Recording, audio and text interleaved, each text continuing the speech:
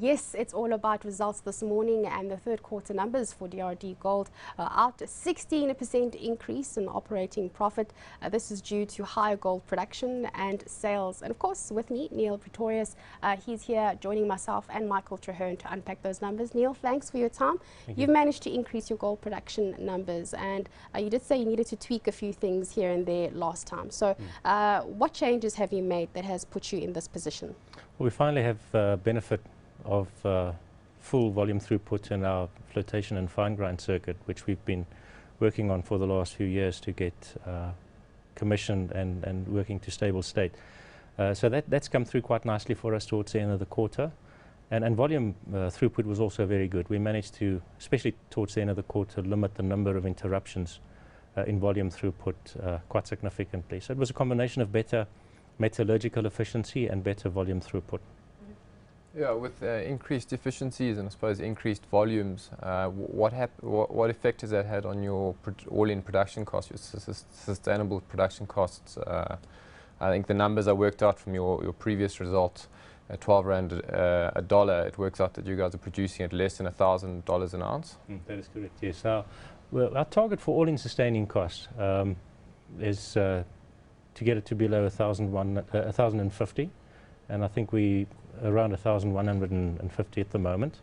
A lot of that's got to do with the numbers in the first 2 months of the quarter, so towards the end of the quarter the numbers came through quite nicely and is trending in the right direction. Cash operating costs are also down quite a bit, and because it's measured in units, if you can get your volumes up and if you can get the number of units up, we do have a very high component of fixed cost, then the unit costs do respond quite favorably to that. Neil, obviously you operate differently from the underground mines, and last time we spoke you said that you have an agreement in place with Eskom and you're less affected. But this round we have been looking at Eskom and the issues that they are currently facing. How have you been impacted, and what are you doing to mitigate this further? In the beginning of the quarter, the first month, January, we had a number of interruptions as a consequence of load shedding. But Eskom has since become very reliable in the manner in which we implement load reduction. So we've got to drop our electricity consumption by about 10% in the event of stage 1 and 2 load shedding. And they give us a 2-hour heads up, and then we have certain circuits that we can run at lower capacity, or certain sections of the circuit that we can switch off.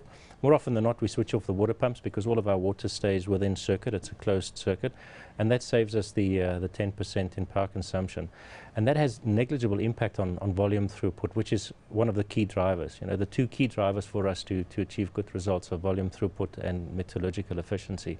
And because we can reduce our load by switching something off which doesn't have to run 24/7, namely maintaining the balance in the water circuit, the impact on volume throughput is actually quite is negligible, in fact.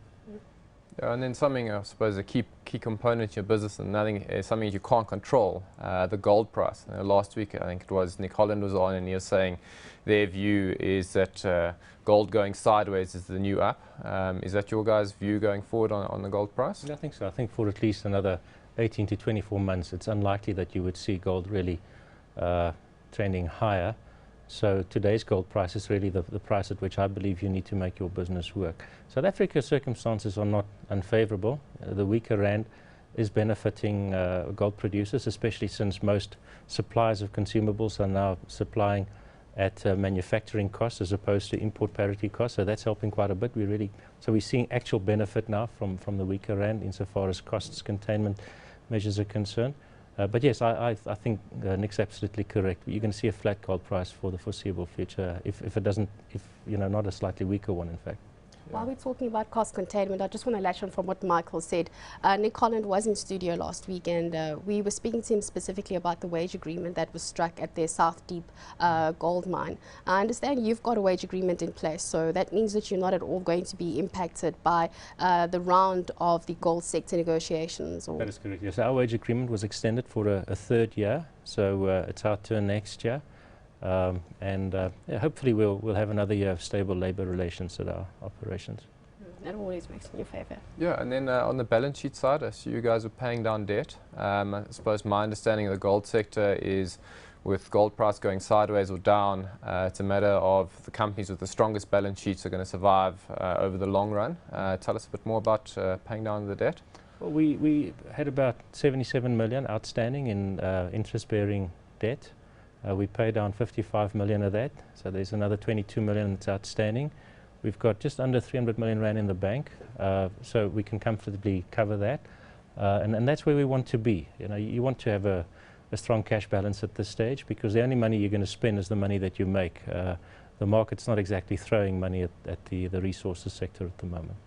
Is there anything that money's earmarked for going forward? Is it a bit of a war chest, or is it more defence, make sure that you guys are still in the game looking down the road? Look, most of our big capex is behind us, so the buffer that we used to maintain, I think, can be shrunk a little bit.